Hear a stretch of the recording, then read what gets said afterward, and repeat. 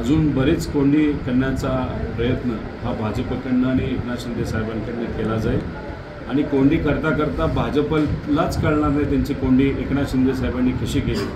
कारण का भाजपला असं वाटत होतं की 200 आमदार म्हणजे 200 ठिकाणी भाजप लढेल आणि बाकी 88 ठिकाणी अजितदादांना काही सीट आणि एकनाथ शिंदे साहेबांना काही सीट आपण देऊ। पण बघता बघता असं दिसतंय भाजपच आता 110च्या आसपास कुठेतरी आलेला आहे। म्हणजे भाजपला कॉम्प्रोमाइज करायला लावणं, भाजपला माघार घ्यायला लावणं म्हणजे एकनाथ शिंदे साहेबांनी योग्य अशी खेळी खेळली असं मला वाटतं। त्यामुळे या खेळीमध्ये येणाऱ्या काळामध्ये महाविकास आघाडी सरकार तर या राज्यात येणार, पण एकनाथ शिंदे साहेब हे विरोधी पक्ष नेते नक्कीच बनणार असं आम्हा सगळ्यांना वाटतं। माझं म्हणत आहे काँग्रेस मुख्यमंत्री असेल, शिक्षक मंत्री शिंदे असतील, कसं पाहतो? त्यांची ती रस्सी अजून 2 महिने चालू राहील। 2 महिन्यानंतर ती रस्सी संपेल, कारण त्याचा पर्यायच राहणार नाही। बावनकुळे साहेबांनी स्वतः सांगितले महाविकास आघाडीचा मुख्यमंत्री तिथं बनणार आहे।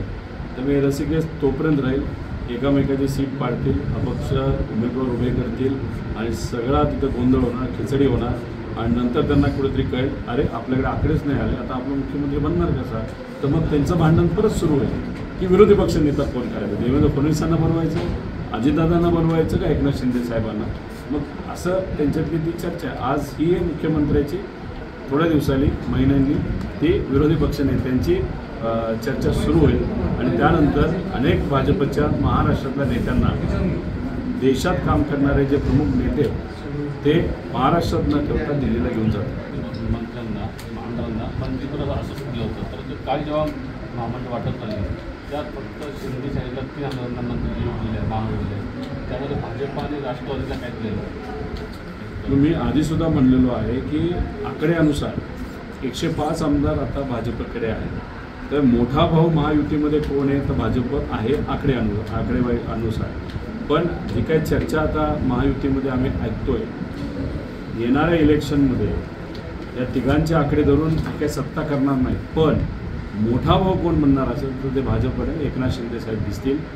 वट बघा, भाजपच्या सुद्धा आमदारांना पदं मिळत नाही, अजितदादांच्या पक्षाचा वेगळाच विषय आहे आणि मग अशात कोणाला पद मिळतं तर फक्त एकनाथ शिंदे साहेबांना पद मिळतं।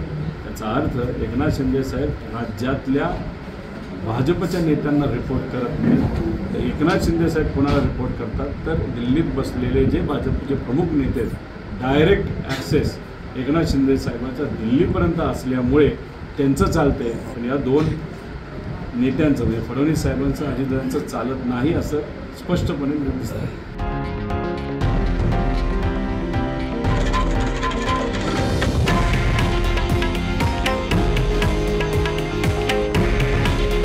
हे आहे देशातील नंबर 1 न्यूज नेटवर्क आणि आपण पाहत आहात TV9 मराठी।